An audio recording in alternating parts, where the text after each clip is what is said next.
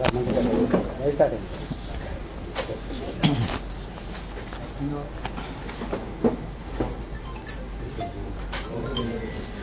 నమస్కారం.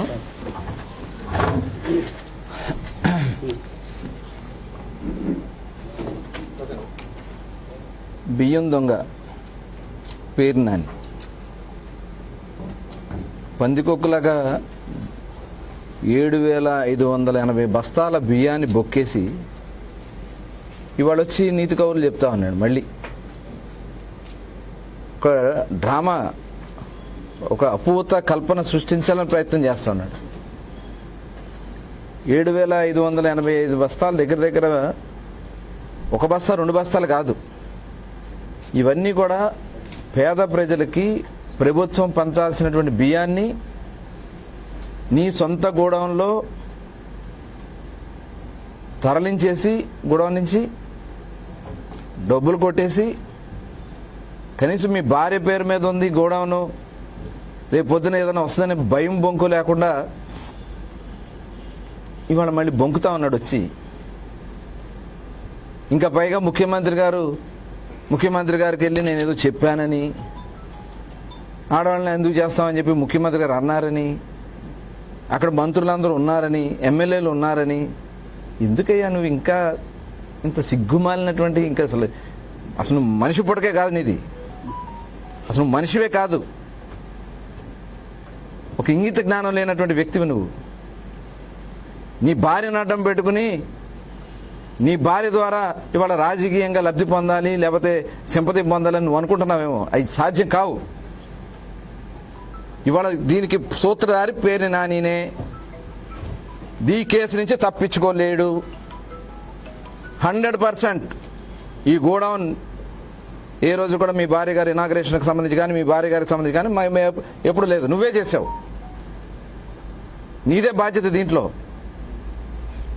ఇవాళ నువ్వు చేసావు కాబట్టే తప్పించుకోవడానికి 4 రోజుల నుంచి ఊరు వదిలిపెట్టి పారిపోయి, మేము డబ్బులు కట్టేస్తాం కదా మాకేమవుద్దులే అని అనుకుంటా ఉన్నారు.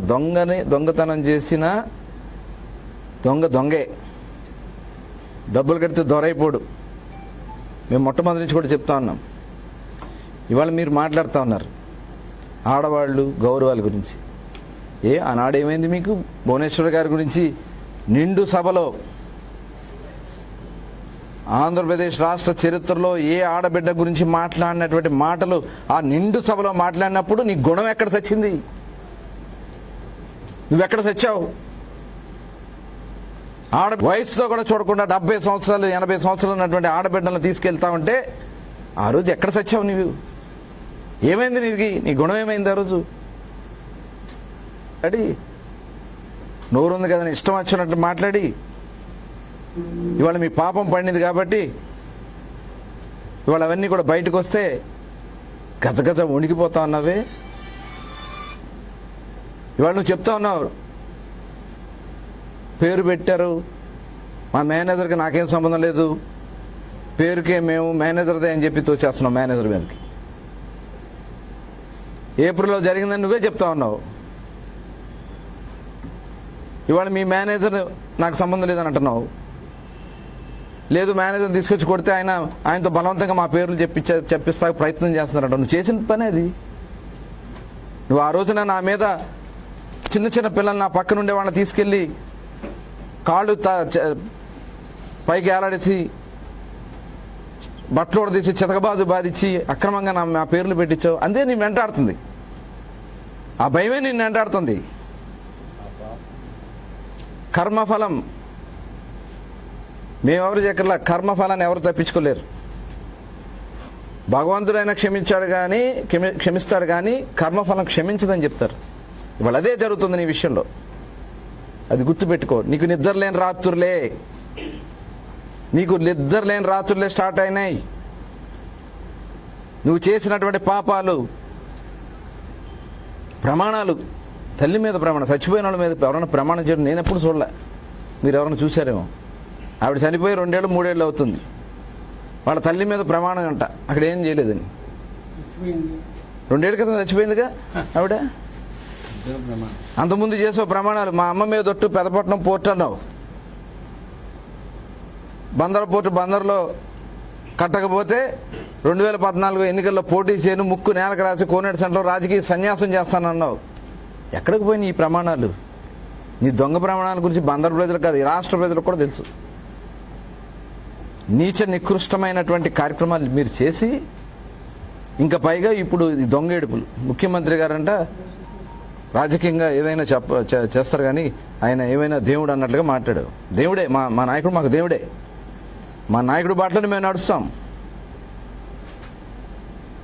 కానీ లేని జరగన విషయాల్ని డ్రామాగా సృష్టించి ప్రజలకు ఏదో మభ్యపెట్టాలని ముఖ్యమంత్రి గారికి వెళ్ళంట, నేను చెప్పానంట, అరెస్ట్ చేయమని 2-3 సార్లు వెళ్ళి ఒత్తిడి చేశానంట. ముఖ్యమంత్రి గారేమో లేదు అని చెప్పి ఆయన నన్ను కేకలేశారంట. ఏంది ఇది? ఇంత నీచానికి దిగుతావు నువ్వు? దొంగతనం చేసావు, దొరికిపోయావు, ఇంకా ఆ నెపంని ఇది ఇచ్చేసుకుని లేదా కేసు భయపడిపోయి గోడౌన్కి వస్తే తాళాలు తీయటానికి ఎందుకు రాల ముందుకి? ఫస్ట్ రోజు విజిలెన్స్ వాళ్ళు వచ్చారు. నువ్వే తప్పు చేయకపోతే విజిలెన్స్ వాళ్ళు వచ్చినప్పుడు మీరు ఎందుకని తాళాలు తీలా? ఆ నెక్స్ట్ డే సివిల్ సప్లైస్ వాళ్ళు వస్తే మీ మనుషులు పంపించి, మీ లాయర్లు పంపించి సాయంత్రం లైట్ ఫెయిల్ అయ్యే వరకు కూడా తీయడానికి వీలు లేకుండా మాట్లాడుతూ ఉంటే అప్పుడు మ్యాజిస్ట్రేట్ పవర్స్తో జేసీ గారు తాళాలు బద్దలు కొట్టేసి మొత్తం కౌంట్ చేస్తే మొదటి విడతలో దాదాపు 1850 క్వింటాల్స్ డిఫరెన్స్ వచ్చింది. మళ్ళీ రెండోసారి కౌంట్ చేస్తే దాదాపు 2800 దగ్గర క్వింటాల్స్ డిఫరెన్స్ వచ్చింది. ఫైనల్గా 3000 దగ్గర 800 క్వింటాల్స్ డిఫరెన్స్ వచ్చినాయి. అంటే 7800 బస్తాలు. 7800 బస్తాలు ఎవరి వల్ల అవుతుంది తీటాకి? ఒక బస్తానా 2 బస్తాల? నీ అనుమతి లేకుండా నీ గోడౌన్లో నుంచి బియ్యం వెళ్ళిపోతే నాకు సంబంధం లేదని చెప్పి తప్పించుకు తిరగడానికి ప్రయత్నం చేస్తే డబ్బులు కట్టేస్తే ఆ పాపం నేరం సమిసిపోద్దని మీరు అనుకుంటా ఉన్నారు. ఇంకోటి మాట్లాడుతున్నావు, ఆడవాళ్ళ మీద కేసులు కడతారని. నేరం ఎవరు చేసినా ఇవాళ ఆడవాళ్ళు మర్డర్ చేస్తే కేసులు కట్టి జైల్లో కూర్చుంటున్నారు. నేరం ఎవరు చేసినా నేరమే. అది ఆడవాళ్ళు అవ్వచ్చు, మగవాళ్ళు అవ్వచ్చు, ఎవరైనా అవ్వచ్చు. నేరం చేసిన వాళ్ళు నేరం కింద లెక్కే. దీంట్లో నీ ఇన్వాల్వ్మెంట్ ఉంది కాబట్టి నువ్వే నేరగాడివి. అది గుర్తుపెట్టుకో పేర్నాని గారు. పిచ్చి పిచ్చి ప్రేలాపనలు మాట్లాడి మేమేదో కక్ష సాధింపు చేయాలంటే మేము గవర్నమెంట్లోకి వచ్చిన ఫస్ట్ రోజే నువ్వు జైల్లో ఉండేవాడు. ఇది గుర్తుపెట్టుకో. ఇక నీకు నిద్రలేని రాత్రులే. నీ మొత్తం మీ చిట్టా అంతా మా దగ్గర ఉంది. నీ ఒక్కడికే కాదు, నీ బినామీలకు కూడా నిద్రలేదు వాళ్ళ నుంచి. గుర్తుపెట్టుకోండి. నీ బినామీలు రిజిస్టర్ ఆఫీస్లో మళ్ళీ ఆ స్థలాలన్నీ అమ్మేయడానికి మీ ప్రయత్నాలు చేస్తున్నారు. మొత్తం కూడా చెకింగ్ జరుగుతుంది. ఎవరెవరు వచ్చి బినామీ ఆస్తులు అమ్ముతా ఉన్నారో రిజిస్టర్ ఆఫీస్లో మొత్తం రిజిస్టర్ చేస్తున్నాం. త్వరలోనే ఈడీ ఎంక్వైరీకి కూడా మీ మీద ఈడీ ఎంక్వైరీ కూడా మేము పెట్టించడం కూడా జరుగుతుంది.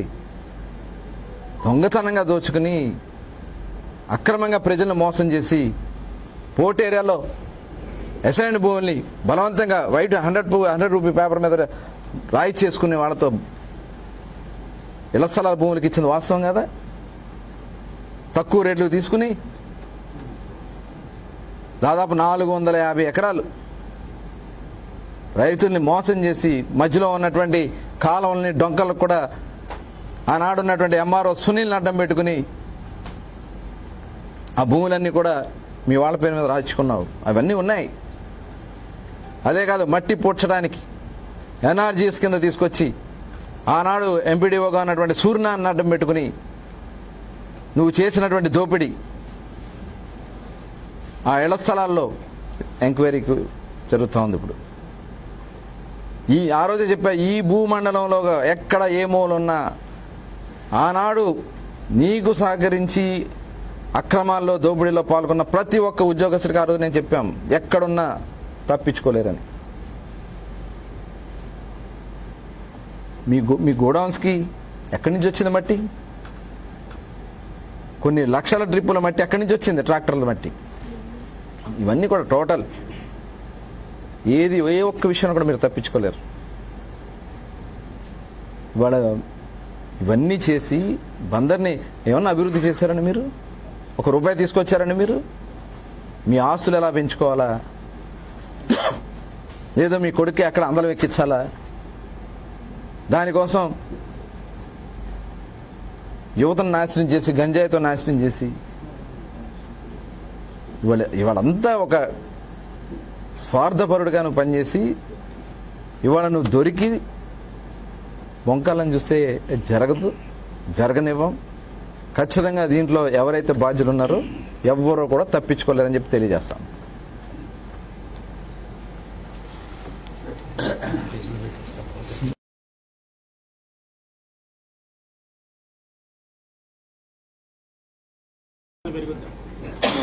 తవ్వే కొద్దీ అంటే పంది కుక్కలు కదా తీసుకెళ్ళి ఖచ్చితంగా ఉంది అధికారుల పాత్ర. దీంట్లో ఖచ్చితంగా అధికారుల పాత్ర 100% ఉంది. నేను ఫస్ట్ నుంచి కూడా చెప్తా ఉన్నా. ఎందుకంటే ఇన్స్పెక్షన్ చేయాలి, ప్రతి 6 నెలలకి ఇన్స్పెక్షన్ రిపోర్ట్స్ ఇవ్వాలి. ఇన్స్పెక్షన్ రిపోర్ట్స్ ఇచ్చినటువంటి అక్కడ డీటీని ఎవరు ఉంటారు దానికి సంబంధించిన వాళ్ళు ఎప్పటికప్పుడు ఇన్ఫర్మేషన్ ఇవ్వాలి. దానికి సంబంధించినటువంటి అసిస్టెంట్ మేనేజర్ ఉంటారు, deputy manager, civil supplies DM ఉంటారు. వీళ్ళందరూ కూడా బాధ్యులే. దీని మీద పూర్తి స్థాయిలో సమగ్ర విచారణ జరుగుతుంది. ఎక్కడిక ఒక్క గింజ కూడా తేడా రావడానికి వీల్లేదు, ఒక్క గింజ కూడా దారి మళ్లించడానికి వీల్లేదు. అంత పకడ్బందీగా ఉంటుంది ఈ సిస్టమ్ అంతా. ఆ రోజు గోడౌన్స్ని చిలకలపూడి గోడౌన్స్ని ముగించేసాడు. వాళ్ళు అమాయకులు కొన్ని సంవత్సరాలుగా పనిచేసుకున్నారు. హమాలీలు 300 మంది హమాలీలు అన్నమో రామచంద్ర అని చెప్పి అడుక్కున్నారు. ఇలా ఆయన ముందు నుంచి, అయ్యా మా కూడి పెట్టయ్యా మా పని పోతుందని చెప్పి ఆయన ముందు అడిగితే వాళ్ళందరినీ కాదని చెప్పి ఆ గోడౌన్స్కి ఒక్క గింజ కూడా తోలకుండా మొత్తం ఆయన గోడౌన్స్కి డైవర్ట్ చేసుకుని అందులో మనుషుల్ని ఎవరు పెట్టుకున్నాడండి? ఇక్కడ లోకల్ వాళ్ళు అయితే మళ్ళీ లెక్కలన్నీ బయటకు వస్తాయని చెప్పి బీహార్ వాళ్ళని తీసుకొచ్చి పెట్టాడు. బీహార్ వాళ్ళకి తెలియదు కదా, ఏ ఊరు ఏంటో తెలియదు, బస్తా తీరా ఏరా అంటే వేస్తారు అంతే. ఆడ తీసుకొచ్చి పెట్టాడు బీహార్ వాళ్ళని. ఈయన రంకంతా బయటపడుతుంది కదా. అట్లాగే మన కరగ్రహారం గోడౌన్స్ పాపం వాళ్ళు కూడా పని లేక స్థానికులు పొట్టగొట్టి సంపాదించుకుని ఊరికి పోతాయి. ఎన్ని తప్పించుకోగలవా నువ్వు? ఏది కూడా నువ్వు తప్పించుకోలేవు. తప్పకుండా అందరూ ఊసురు తగ్గితే వాళ్ళు తగులుతుంది అంతే. 54 రోజులు పెట్టించావు నన్ను సంబంధం లేనటువంటి కేసులో. అక్రమంగా ఆనాడు పోలీసులతో పెట్టాను. నేను ఎక్కడ పోలీసుల మీద కానీ అడగండి, చెప్తా ఉన్నాడు ఏంటో గంజాయి పెట్టమని ఫోన్ వచ్చిందంట. ఇంతకంటే ఇంకేముంటుంది? లేకపోతే ఏం జరిగింది 10 నిమిషాలు ఫోన్ అంట. అంత నీకు నిద్రలేని రాత్రలే, గుర్తుపెట్టుకో. ఈ జనాల మీద బతుకుంటే అలవాటే కదా. అప్పుడు ఇన్ని సంవత్సరాలు ఇవాడు మీకు వేరే వ్యాపారాలు లేవు. నాకు తెలిసి మీ తండ్రి గారి దగ్గర నుంచి కూడా మీకు వ్యాపారం లేదు, ఏమీ లేదు, ఆదాయం. ఎట్ట బతికారు? జనాన్ని కొట్టుకు బతికారు. ఇవాళ దోచుకున్న డబ్బులతో కట్టావు గోడౌన్. అత్తగారి పేరు మీద ఒకటి, భార్య గారి పేరు మీద ఒకటి, బినామీ పేర్లతో కొన్ని వేల 100 ఎకరాలు ఉన్నాయి. అన్నీ ఉన్నాయి, మైనింగ్ ఉన్నాయి, అన్నీ తెలుసు, అన్నీ వస్తాయి.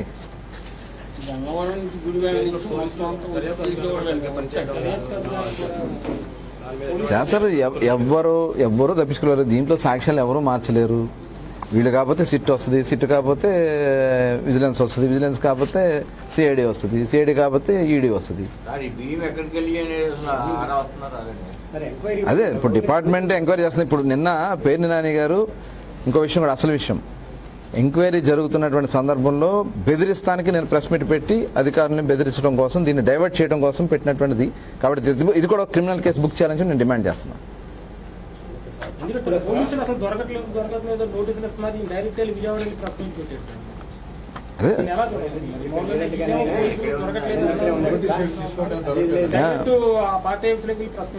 ఇప్పుడు నిజంగా అప్పుడు అతను చేయకపోతే ఓపెన్ గా రావచ్చు కదా. పోలీసు వాళ్ళు నోటీసులు పెట్టారు, ఆ నోటీస్కి వచ్చి సమాధానం చెప్పచ్చు కదా. హైకోర్టులో ఎందుకు వేశాడు? హైకోర్టులో వెళ్ళి ఏదైతే మేనేజర్తో క్లాష్ చేయించారు, తండ్రి కొడుకులు ఇద్దరు నోటీసుని రద్దు చేయమని చెప్పి ఇద్దరు వేశారు. అది డిస్మిస్ చేసి, లేదంటే దీని మీద మళ్ళీ చేస్తానంటే వద్దని చెప్పి వాళ్ళు విత్డ్రా చేసుకున్నారు. డిస్మిస్ చేసి మళ్ళీ ఇది వస్తుందని చెప్పి ఇప్పుడు మళ్ళీ విచారణకు రావాలి కదా, చేయకపోతే భయం లేకపోతే విచారణకు ఎందుకు రాలా? అతనితో ఇప్పుడు అతను మేనేజర్ గురించి మాట్లాడుతున్నాడు, ఎందుకు క్వాష్ చేయించాడు? ఇవాళ ఇంకోటితో కూడా వేయించారు, భాస్కర్ అనే అతనితో వీళ్ళ బంధువే ఒక కేసు వేయించారు. ఏంటి ఇవన్నీ? ఇవ్వండి రోజు జరుగుతుంది కదా, దాదాపు మీరు 3,800 టన్స్ అది మన దీంట్లో అదే విధంగా చెప్పారు సివిల్ సప్లైస్ మినిస్ట్రీ గారు కూడా. ఇన్ని ఎక్కడికి వెళ్ళి ఇప్పుడు ఇక్కడి నుంచి చిన్నది కాదు కదా, బస్తా ఏదో ఎవడో పట్టుకుపోయాడు, కాకినాడ వెళ్ళినాయా లేదా వేరే అవుట్ ఆఫ్ స్టేట్స్ వెళ్ళినాయా, అవుట్ ఆఫ్ కంట్రీ వెళ్ళినాయా? ఇప్పుడు అదే చెక్ పోస్టుల దగ్గర అవన్నీ కూడా వివరాలు తీసుకున్నా అని చెప్పి చెప్పడం కొంత క్లూ వస్తుంది సార్. ఇప్పుడు మొత్తం ప్లేస్ లేకపోయినా అసలు ఎక్కడ అంటే వీళ్ళు అంటే ఎంక్వైరీలో ఉంది కాబట్టి మన విషయాన్ని బయట చెప్పకూడదు. కొద్దిగా చెప్పింది ఏంటంటే దాదాపు ఎక్కువ కాకినాడకే వెళ్ళిందని చెప్పేది, కాకినాడకు సంబంధించినటువంటి ఆ చెక్ పోస్టుల దగ్గరే ఇక్కడి నుంచి వెళ్ళినటువంటి లారీలు వేబిల్కి సంబంధించినవి ఉందని చెప్పి వస్తుంది ప్రాథమికంగా. ఇంకా లోతుగా దీని మీద ఎంక్వైరీ జరగాలి, అవన్నీ కూడా వస్తాయి. ఏదంటే యాక్చువల్గా ఇది పీడిఎస్ బియ్యం ఇక్కడ నుంచి గోడౌన్ దగ్గర నుంచి MLS పాయింట్స్కి వెళ్ళాలి. MLS పాయింట్స్కి వెళ్లకుండా ఇవి డైరెక్ట్గా అక్కడికి పంపించేశారు. కొన్ని సన్నబియ్యం కూడా ఉందని చెప్పి నాకు ఉన్నటువంటి సమాచారం అంటే మంచి సన్నబియ్యాలు కూడా ఆ రోజు కొంత చేసిన దాంట్లోనే ఆ బియ్యం కూడా వీళ్ళు అమ్ముకోవడం కోసం కొన్ని స్టోర్స్కి పంపించారని కూడా తెలుస్తుంది.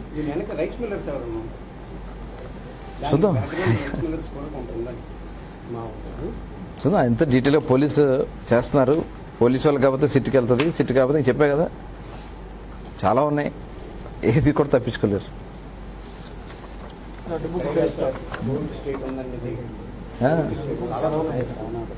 సూత్రధారి పాత్రధారి అంత పేరునే.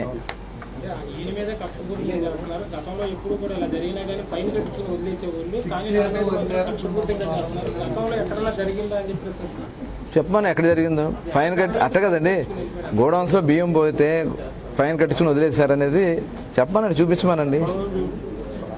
ఇప్పుడు రైస్ మిల్స్లో ఒక నెల అటు ఇటుగా వాళ్ళకి ఇచ్చినటువంటి టైం ప్రకారం జేసీ గారు టైం ఇస్తారు, దాని ప్రకారం వాళ్ళు బియ్యాలు పెట్టేస్తారు. అది రైస్ మిల్లులో ప్రాసెస్. లేకపోతే ఇటు MLS పాయింట్స్లో ఎవరైనా తప్పు చేస్తే వాళ్ళ మీద కేసు కడతారు, దాన్ని రద్దు చేస్తారు. ఇంకా గోడౌన్స్లో చేస్తే అది ఎంతకంటే ఏముంటుంది, ఒక బస్తా 2 బస్తాలు కదా, ఇన్ని వేల బస్తాలు.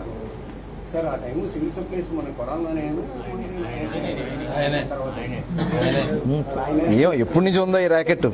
ఫస్ట్ ర్యాకెట్ ఆయన, సెకండ్ ర్యాకెట్ ఆయన ఉన్నాడు కదా మనకి సివిల్ సప్లైస్ మినిస్టర్గా కారుమూరి నాగేశ్వరరావు.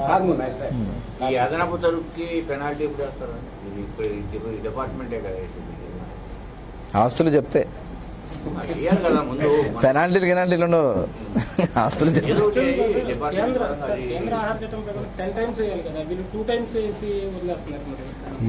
అసలు ఫైన్ వేయకూడదండి, ఇట్లాంటివన్నీ కూడా వీళ్ళ ఆల్రెడీ బ్లాక్ లిస్ట్లో పెట్టారు. వీళ్ళని చాలా సివియర్గా యాక్షన్ తీసుకోవాల్సిన అవసరం ఉంది.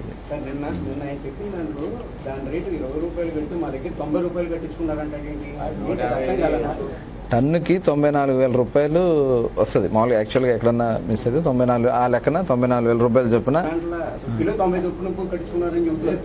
అంతే కదా, 43 రూపాయలు అండి, 43 రూపాయలు 43 రూపాయలు మన రైస్ మిల్లర్కి ఇచ్చే గవర్నమెంట్ ఇచ్చేది. 43 ఇంటూ 2 టైమ్స్ 86 రూపాయలు డబుల్ కట్టించుకున్నారనే.